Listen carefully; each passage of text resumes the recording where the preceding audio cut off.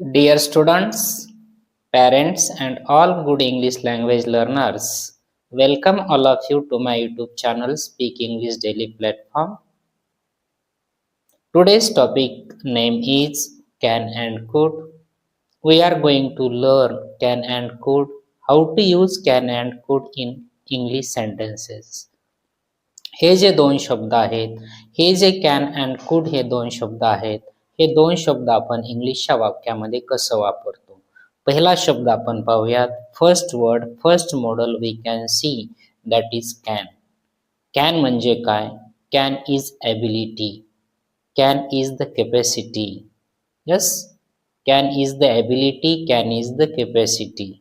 क्षमता दर्शवण्यासाठी आपण वाक्यामध्ये किंवा क्षमता दाखवण्यासाठी आपण वाक्यामध्ये कॅनचा वापर करत असतो. आलं लक्षामध्ये? हा एक भाग. दुसरा भाग, कॅनच्याच समान अर्थाने दुसरा एक शब्दसमूह आपण वाक्यामध्ये वापरतो आणि तो शब्दसमूह आहे टू बी एबल टू.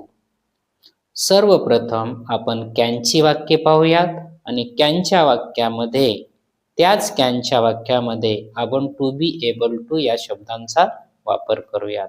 पहिलं वाक्य मी वापरतोय, Ram can speak English. Ganesh can read English. Mahesh can swim in deep water. They can win this game. Sanskruti can make a cup of T.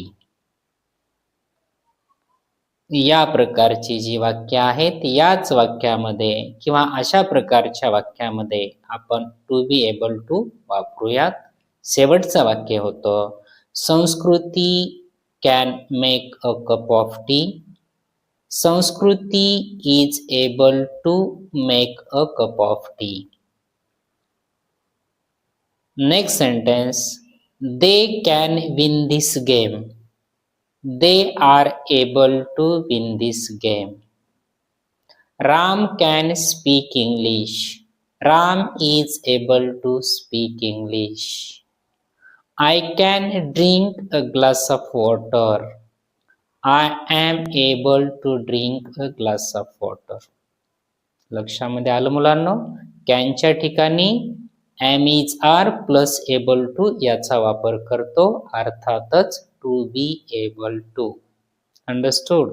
त्याच्यानंतर आपण दुसरं मॉडेल पाहतोय, ते दुसरं मॉडेल आहे कुड.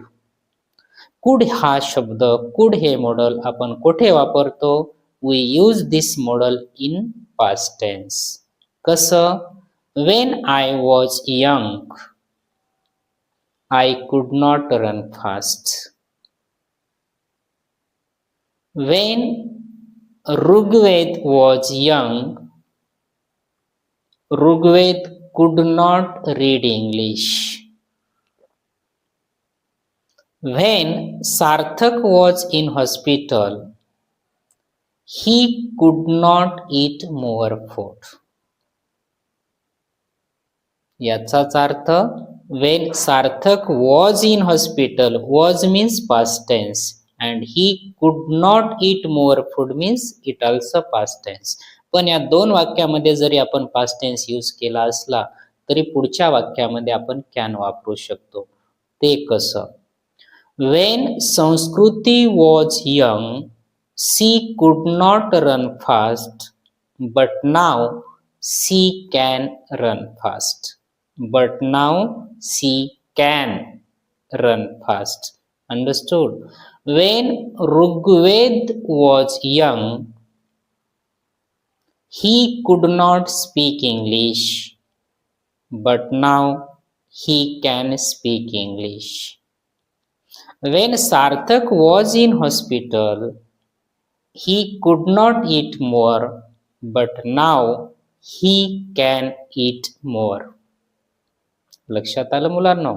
अशा पद्धतीने तुम्ही अनेक वाक्ये बनवू शकता आणि त्या वाक्यामध्ये कॅन, कुड किंवा टू बी एबल टू यांचा वापर करून अनेक वाक्य तुम्ही तुमच्या नोटबुकमध्ये लिहू शकता.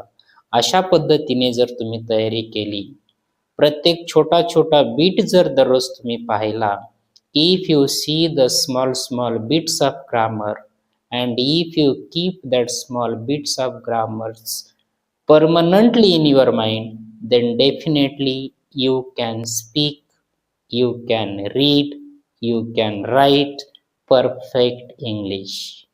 Okay, thank you.